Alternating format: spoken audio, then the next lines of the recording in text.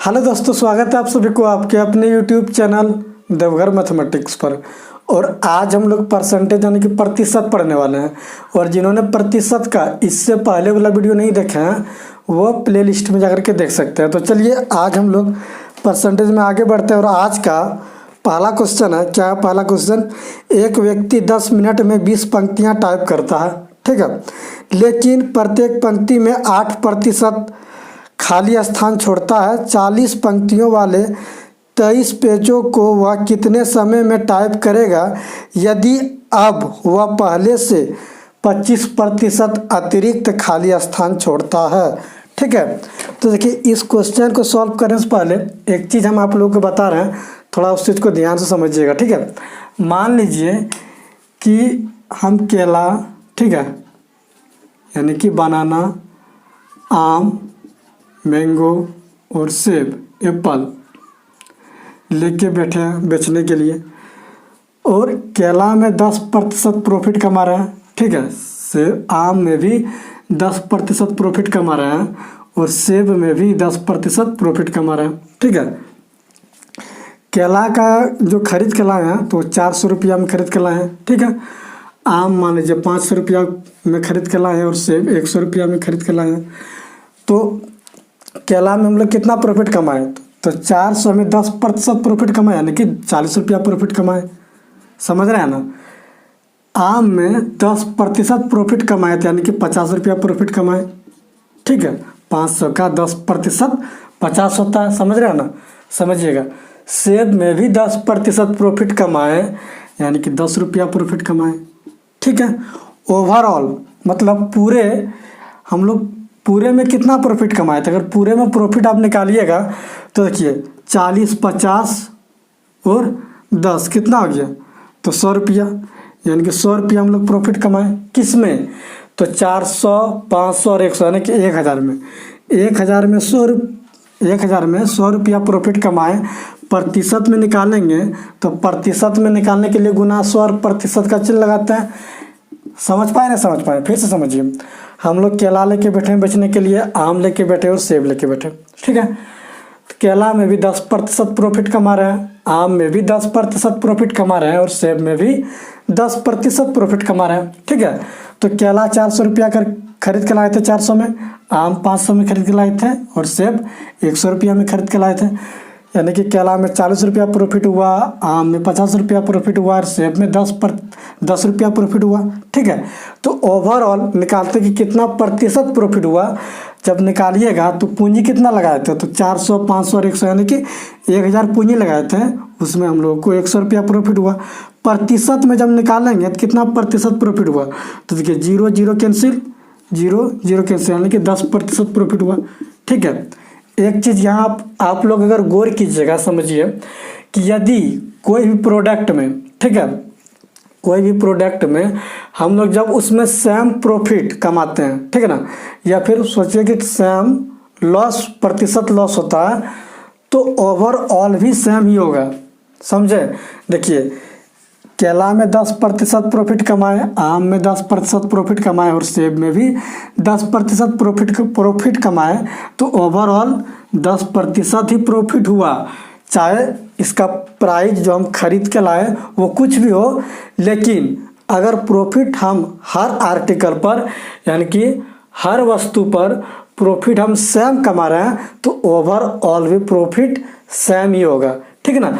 मान लीजिए यहाँ पर 10 नहीं रहता, 15% प्रॉफिट रहता, यहाँ पर भी 15% प्रॉफिट रहता, यहाँ पर भी 15% प्रॉफिट रहता, तो ओवरऑल भी हम लोग 15% ही प्रॉफिट कमाते।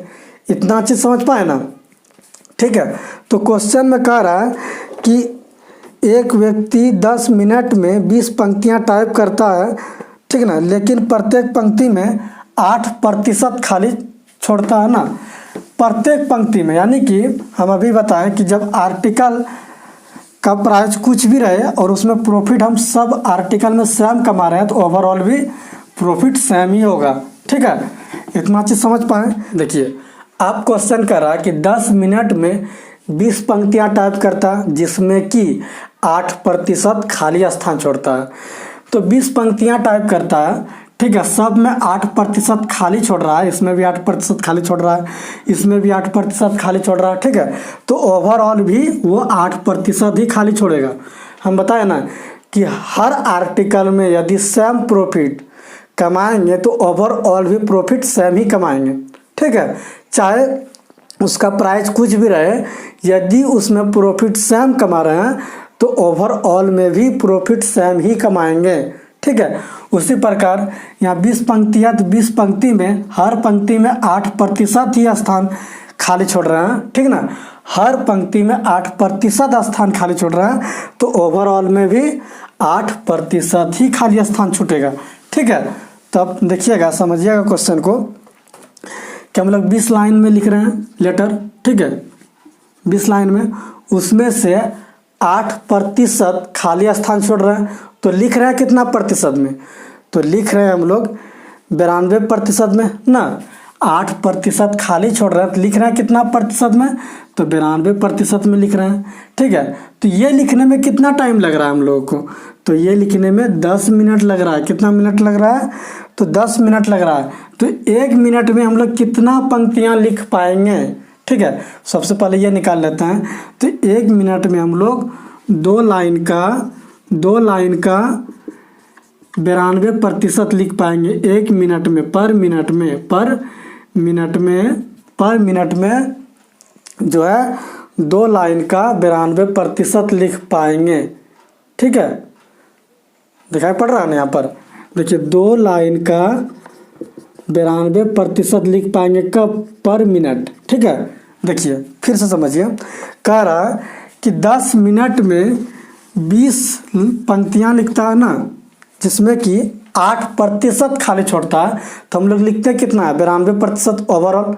देखिए हम बताएं ना कि हर आर्टिकल में जब हम लोग सेम प्रॉफिट कमाएंगे तो ओवरऑल भी सेम प्रॉफिट कमाएंगे। उसी प्रकार हर लाइन में यहाँ पर 8% खाली छोड़ रहे हैं, तो ओवरऑल भी 8% ही खाली छोड़ेंगे। जब 8% खाली छोड़ रहे हैं हर पंक्ति में, तो ओवरऑल भी 8% खाली छोड़ेंगे, तो लिख रहे हैं कितना, 92%। तो 20 लाइन का 92% लिख रहा है कितना मिनट में, तो 10 मिनट में। तो 1 मिनट में कितना लिख रहा है, तो 0 0 काटा, यानी कि 2 लाइन का 92% 1 मिनट में लिख रहे हैं। अब आगे कह रहा है कि 40 पंक्तियां वाले 23 पेज, क्या कह रहा है कि 40 पंक्तियां वाले 23 पेजों को वह कितने समय में टाइप करेगा। ठीक है, यदि अब वह पहले से 25% अतिरिक्त खाली स्थान छोड़ता है। ठीक है, देखिए 23 पंक्तियां वाले कितना पेज है, सॉरी कितना, 40 पंक्तियां वाले ना, 40 पंक्तियां वाले यानी कि 40 लाइन वाले। ठीक है, पंक्तियां मतलब क्या, यही लाइन। ठीक है, तो 40 लाइन वाले कितना पेज है भैया, तो यहाँ पर 23 पेज है। 40 लाइन वाले 23 पेज है, जिसमें कि वह पहले से 25% अतिरिक्त खाली स्थान छोड़ रहा है। तो कह रहा कि इतना पंक्ति लिखने में हम लोग को कितना टाइम लगेगा।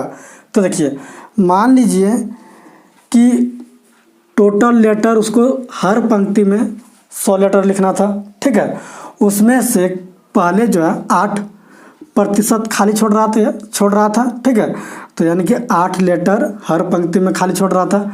अब कह रहा है कि पहले 8 लेटर खाली छोड़ रहा था, अब इसका 25% अतिरिक्त यानी कि अधिक खाली छोड़ रहा है।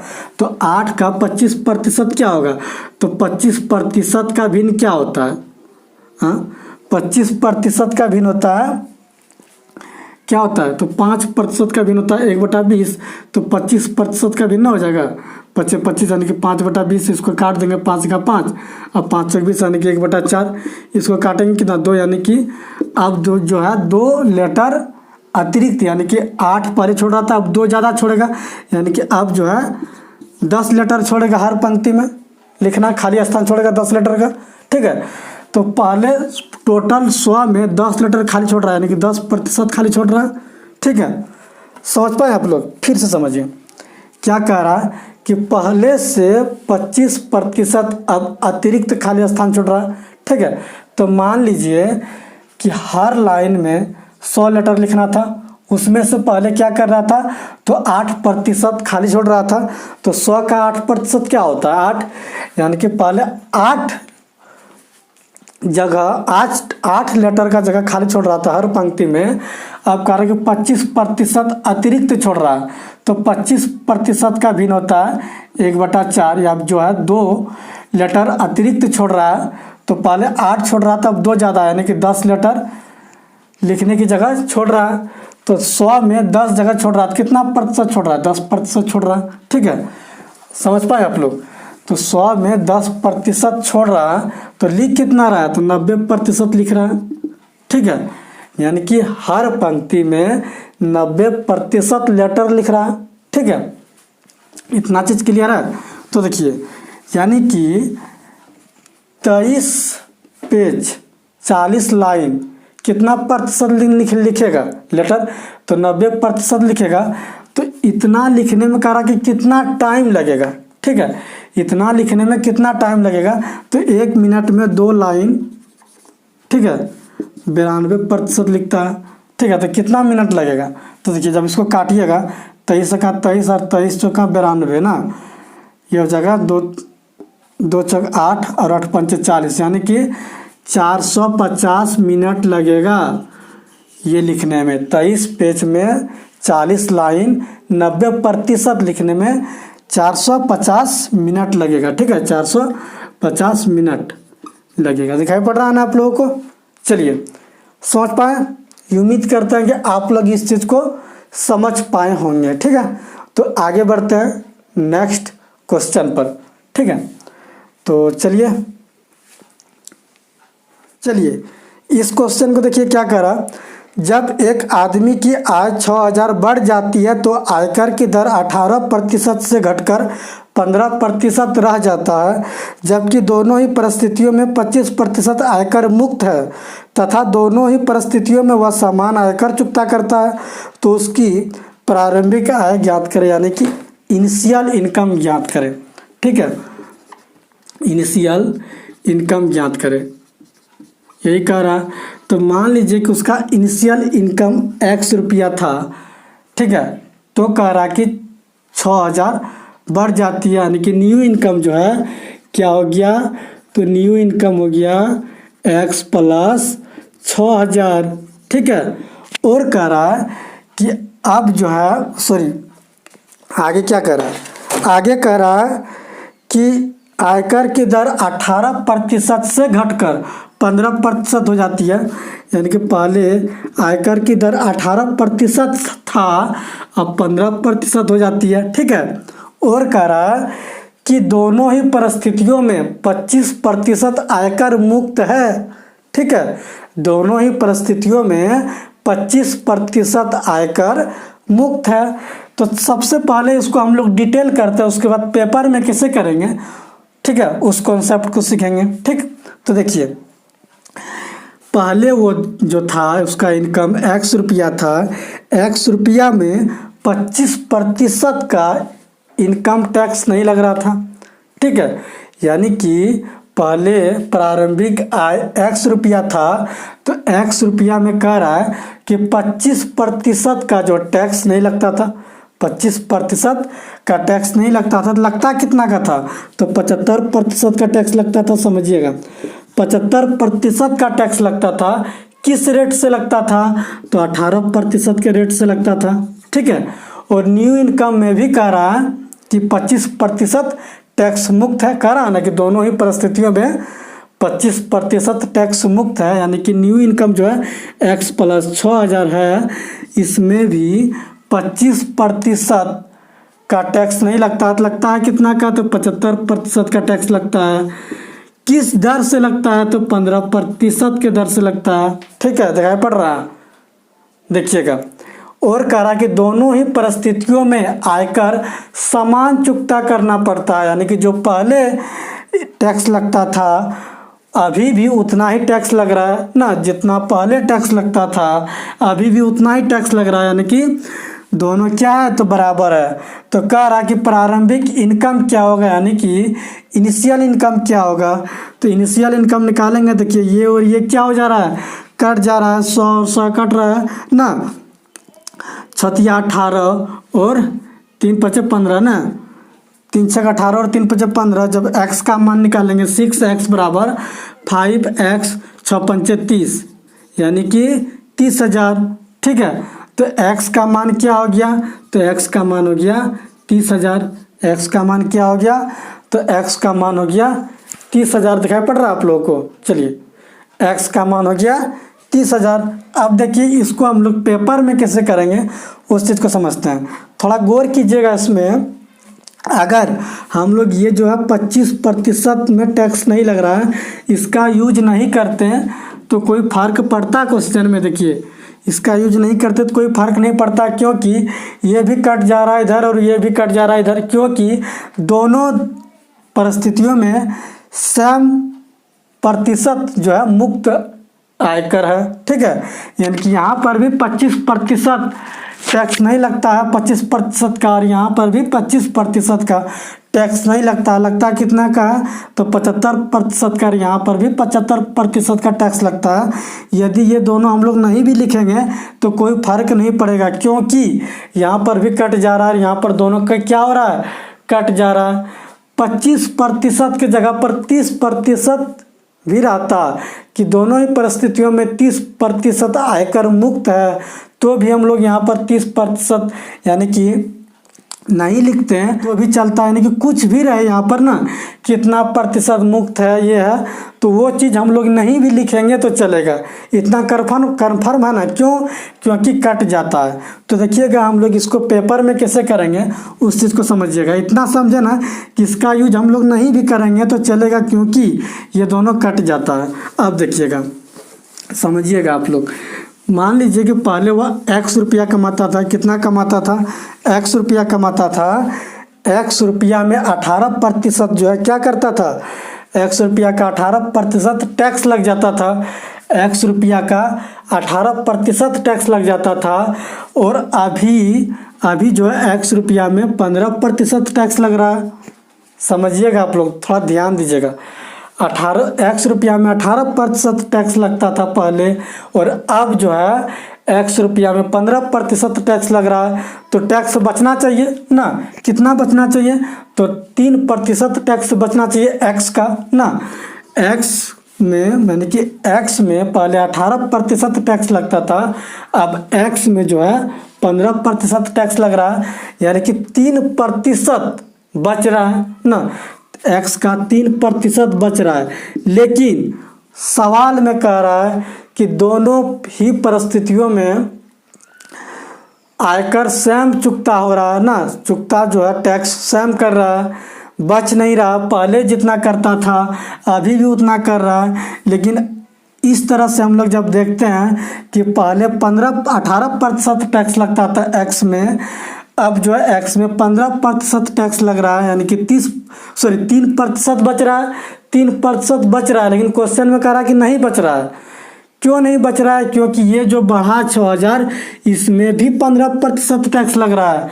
इस कारण से x का 3% नहीं बच रहा है, x का 3% पैसा नहीं बच रहा है। क्यों नहीं बच रहा है, क्योंकि जो 6,000 बढ़ा इसमें भी 15% ले रहा है ना, इसमें भी 15% ले रहा है। इस कारण से जो है टैक्स नहीं बचा। 6,000 में भी 15% ले रहा है, इस कारण से टैक्स नहीं बचा। यदि x का 18% लेता और यहाँ पर भी x का 15% लेता तो 3% सूखा बचता हम लोग को पैसा, लेकिन नहीं बचा। क्यों, क्योंकि इसमें जो टैक्स लग गया। ये वाला जो बचा हुआ था, ये जो बचना चाहिए, ये कहाँ मेकअप हो गया, ये यहाँ पर मेकअप हो गया। यानी कि ये इनकम यहाँ पर घुस गया, यहाँ पर मैनेज हो गया, ये इनकम यहाँ पर मैनेज हो गया, यानी कि ये और ये बराबर हो गया। समझ पाए, नहीं समझे, फिर से समझिए। क्या कह रहा कि पहले 18% टैक्स लगता था, अब 15% टैक्स लग रहा है।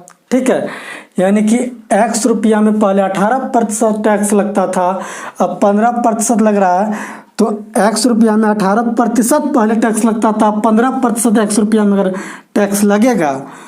यदि पहले 18% टैक्स लगता था x में, अब 15% टैक्स लगेगा 100 रुपया में, तो कितना बचना चाहिए? तो 3% बचना चाहिए ना, 3% टैक्स बचना चाहिए, लेकिन नहीं बच रहा है। क्यों?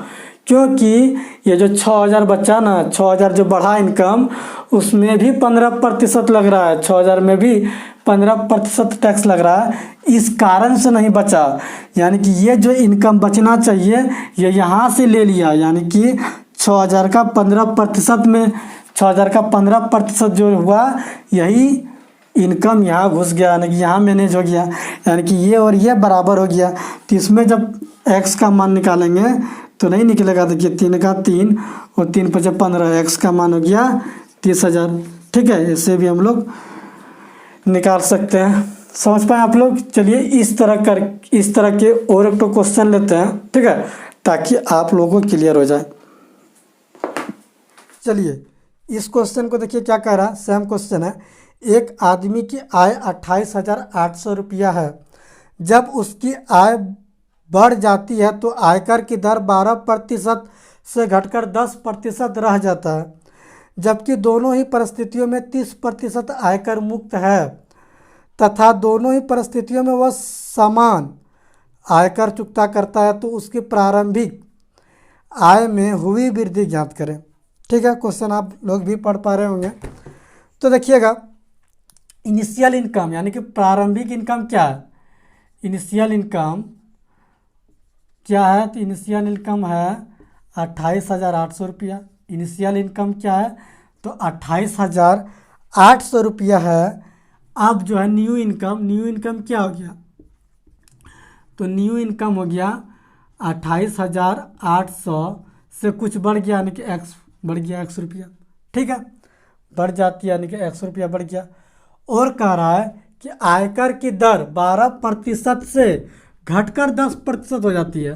ठीक है, और दोनों ही परिस्थितियों में 30% आयकर मुक्त है, यानी कि यहाँ पर भी 30% आयकर, 30 इनकम का 30% टैक्स नहीं लगता है, यहाँ पर भी इनकम का 30% टैक्स नहीं लगता है। तो लगता कितना में? तो 70% में। तो इसको सबसे पहले हम लोग डिटेल करते हैं। 28,800 में 30% इनकम नहीं लगता है, 28,800 में 30% का टैक्स नहीं लगता है। तो लगता कितने का? तो 70% का टैक्स लगता है। किसके दर से? तो 12% के दर से। ठीक है, यहाँ पर भी कह रहा है कि 30% टैक्स नहीं लगता है, इसका 30% टैक्स नहीं लगता है। तो लगता कितने में? तो 70% में टैक्स लगता है। ठीक है, 70% में टैक्स लगता है। किसके दर से? तो 10% के दर से। समझ पाए आप लोग? चलिए, तो देखिए ये और ये, तो और कह रहा कि दोनों ही परिस्थितियां में समान आयकर चुकता करता है, कि जितना यहाँ आयकर चुकता करता था पहले, अभी भी उतना ही आयकर चुकता करता है। तो दोनों समान है, तो इसको जब काटेंगे ये कटेगा, जानते हैं आप लोग, ये और ये कट जाएगा ना। तो 2 पंचे 10 और 2 छक 12, जब इसको निकालेंगे एक्स का मान, तो इस तरह करके आप लोग निकाल सकते हैं, लेकिन हम लोग इस तरह नहीं करेंगे। क्यों? क्योंकि हम लोग जानते हैं कि ये और ये सेम है, ये और ये सेम है, ये दोनों कट ही जाएगा। तो इसका यूज करके क्या फ़ायदा है? इसका हम लोग यूज नहीं करेंगे। ठीक है, हम लोग पेपर में इस तरह नहीं बनाएंगे। किस तरह बनाएंगे वो चीज़ देखिए। ये चीज़ समझ पाए ना? फिर से समझ लीजिए। क्या कह रहा कि इनिशियल इनकम 28,800 है और कुछ इनकम बढ़ गया, यानी कि 28,800 में 100 रुपया बढ़ गया। आयकर की दर जो है 12% से घटकर 10% हो गया ना। और कह रहा कि दोनों ही परिस्थितियों में 30% टैक्स नहीं लगता है। लगता कितने में है? तो 70% में ना। इनकम का 30% टैक्स नहीं लगता है। लगता कितने में है? तो 70% में।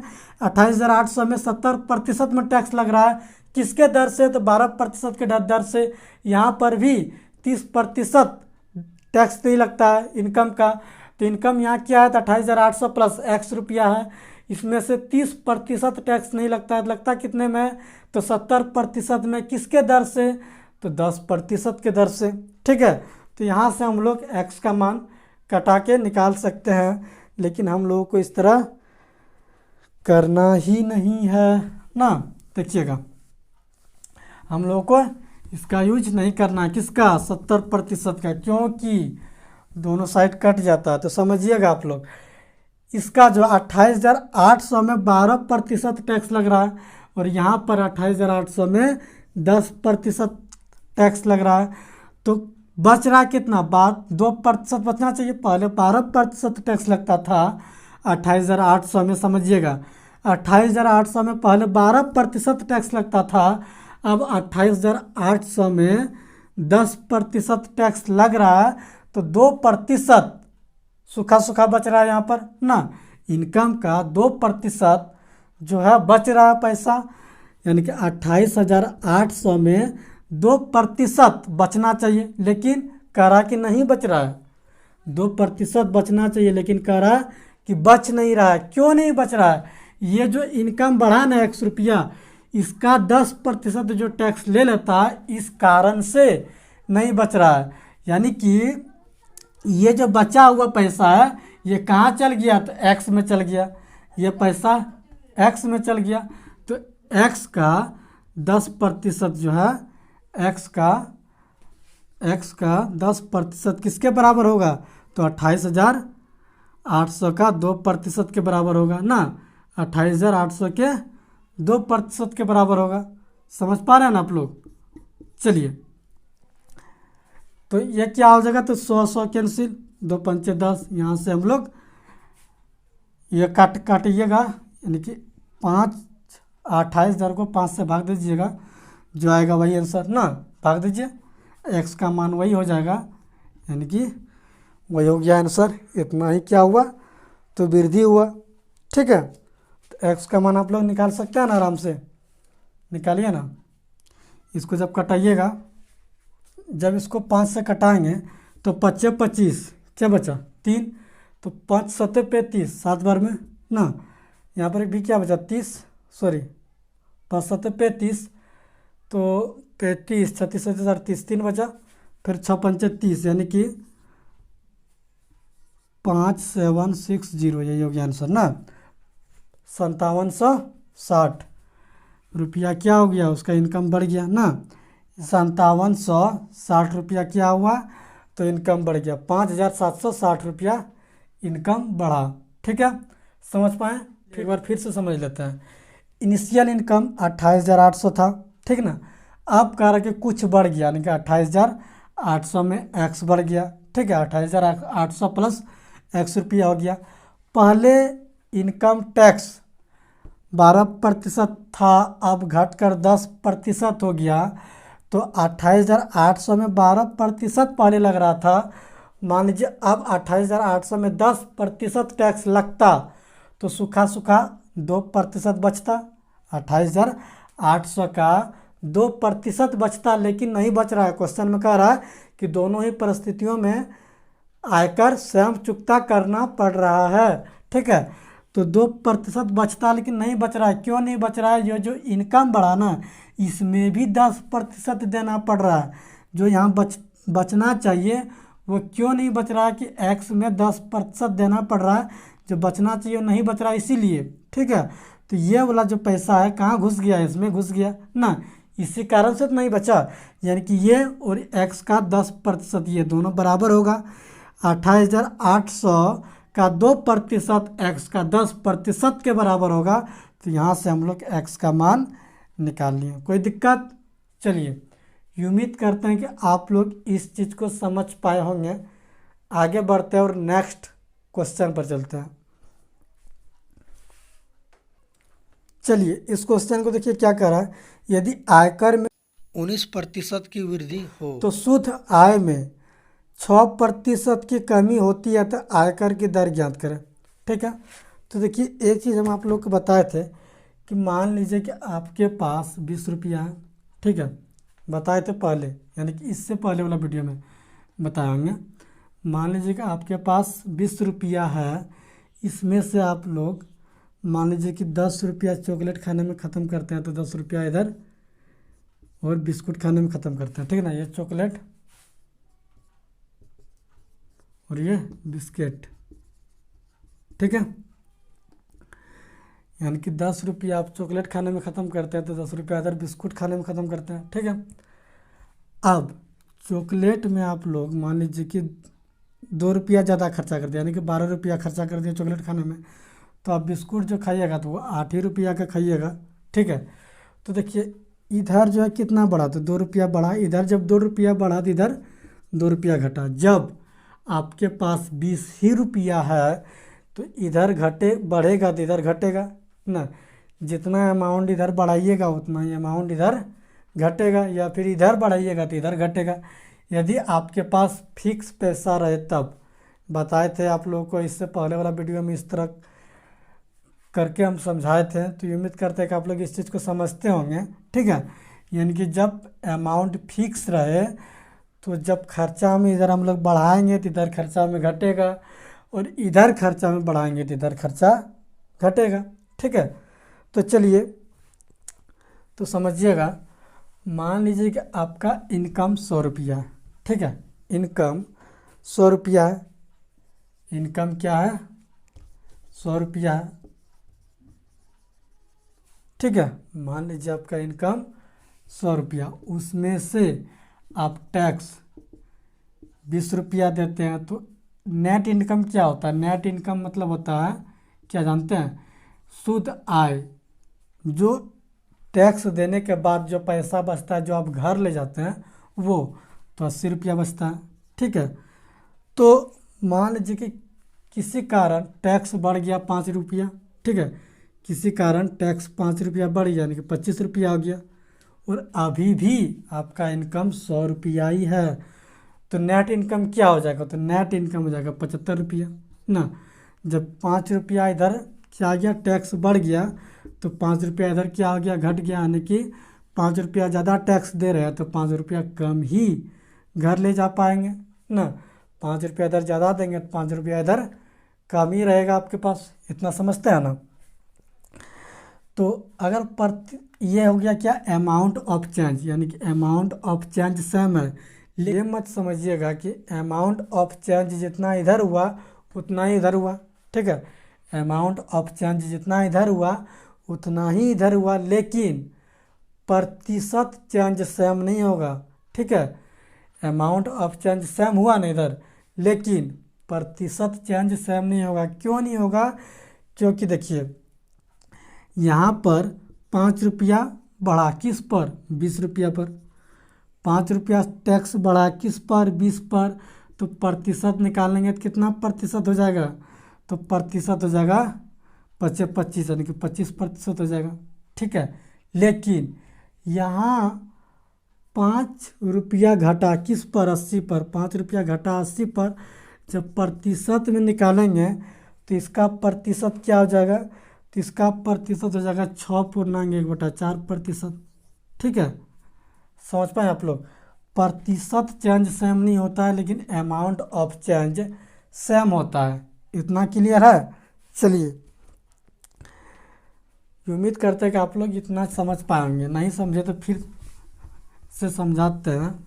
मान लीजिए कि आपका इनकम 100 रुपया, ठीक है, इनकम 100 रुपया, ठीक है, और पहले टैक्स 20 रुपया लगता था और घर आप 80 रुपया ले जाते थे। अब जो है 3 रुपया बढ़ गया, यानी कि 23 रुपया टैक्स लग रहा है। यहाँ पर क्या होगा? तो 3 रुपया घट जाएगा, तो यहाँ पर 3 रुपया घट जाएगा।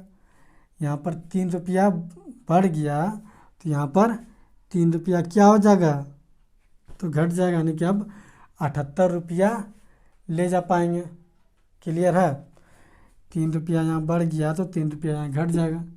ठीक है, 3 रुपया घट जाएगा। अमाउंट ऑफ चेंज सेम हुआ, लेकिन परसेंटेज चेंज सेम नहीं होगा। यहाँ पर परसेंटेज जो होगा क्या हो जाएगा? 3 बढ़ा किस पर, 20 पर, प्रतिशत निकालिए, इतना हो जाएगा। और ये 3 घटा किस पर, 80 पर, तो प्रतिशत निकालिएगा तो इतना हो जाएगा। प्रतिशत सेम नहीं होता, लेकिन अमाउंट ऑफ चेंज सेम होता है। इतना समझ पाए आप लोग? चलिए, यदि आप इतना समझ पाए तो यहाँ पर देखिए आप लोग क्वेश्चन में कह रहा है, यदि आयकर में 19% की वृद्धि तो शुद्ध आय में 6% की कमी होती है ना। आयकर की दर ज्ञात करें, यही कह रहा ना। तो हम अभी क्या बताएं कि अमाउंट ऑफ चेंज सेम होता है ना। जितना टैक्स में अमाउंट बढ़ेगा उतना ही नेट इनकम में अमाउंट घटेगा ना। अमाउंट ऑफ चेंज सेम होता है लेकिन परसेंटेज सेम नहीं होता है, ठीक है। तो आयकर मतलब टैक्स, और शुद्ध आय मतलब होता है नेट इनकम, शुद्ध आय, ठीक है।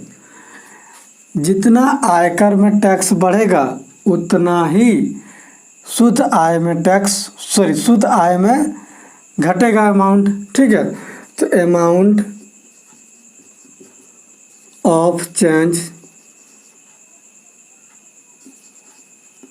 इन टैक्स, यानी कि टैक्स में जितना अमाउंट चेंज होगा उतना ही अमाउंट ऑफ चेंज क्या होगा, तो अमाउंट ऑफ चेंज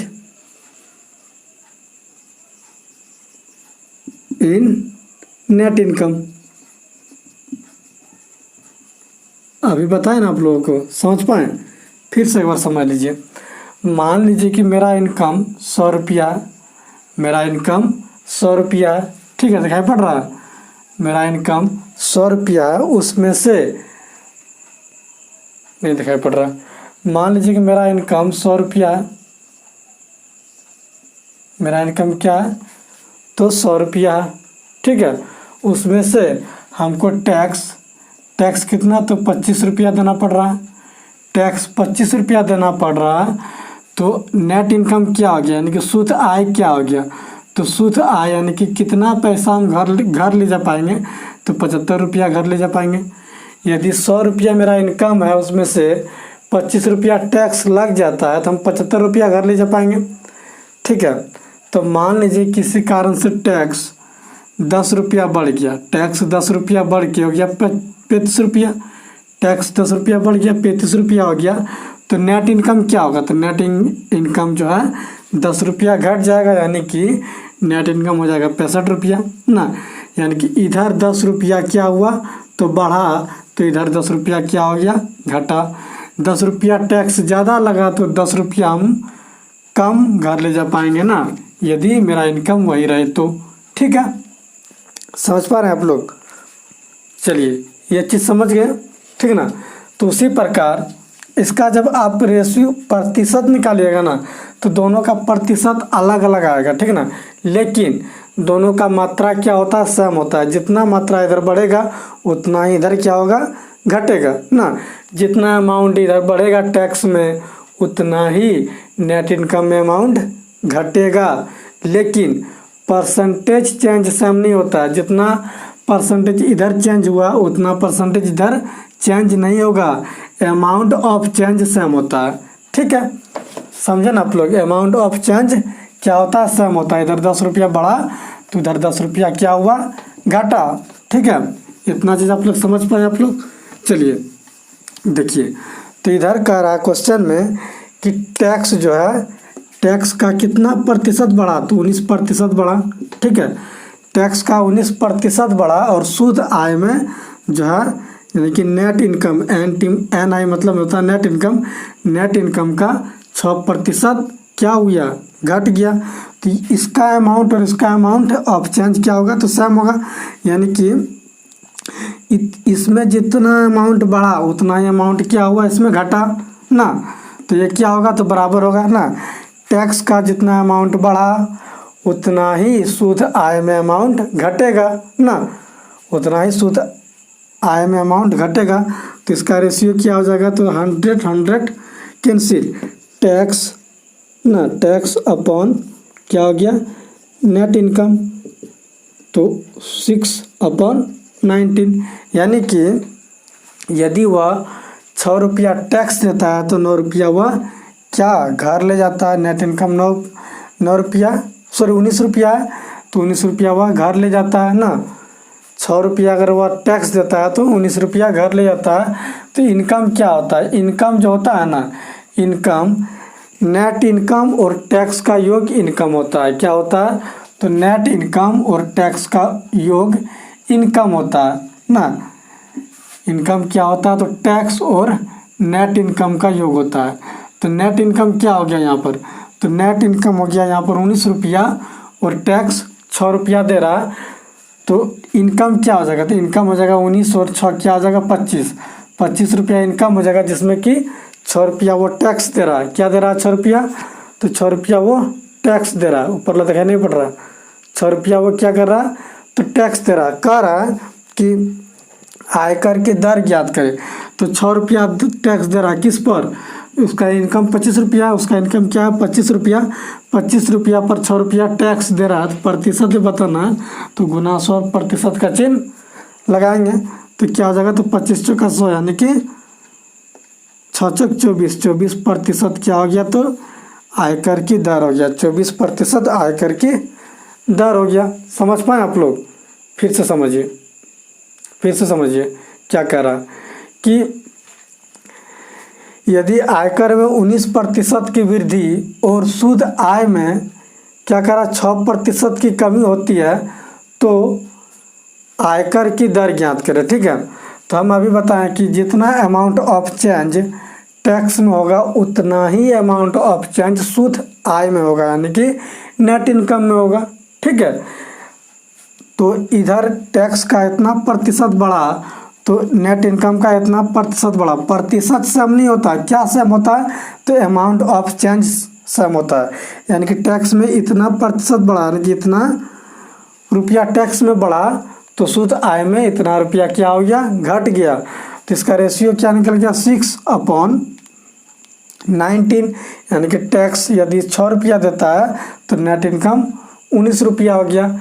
और इनकम जो है नेट इनकम और टैक्स मिला के, यानी कि नेट इनकम और टैक्स का योग इनकम होता है।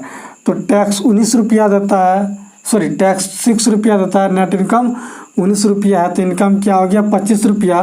कह रहा है कि आयकर की दर यानी कि टैक्स की दर बताइए ना, तो टैक्स का दर क्या है, तो 6 रुपया दे रहा है 25 में 6 रुपया दे रहा है, तो प्रतिशत में बताना है, तो 24% दे रहा। ठीक है, समझ पाए आप लोग। चलिए नेक्स्ट क्वेश्चन पर चलते हैं। ठीक है,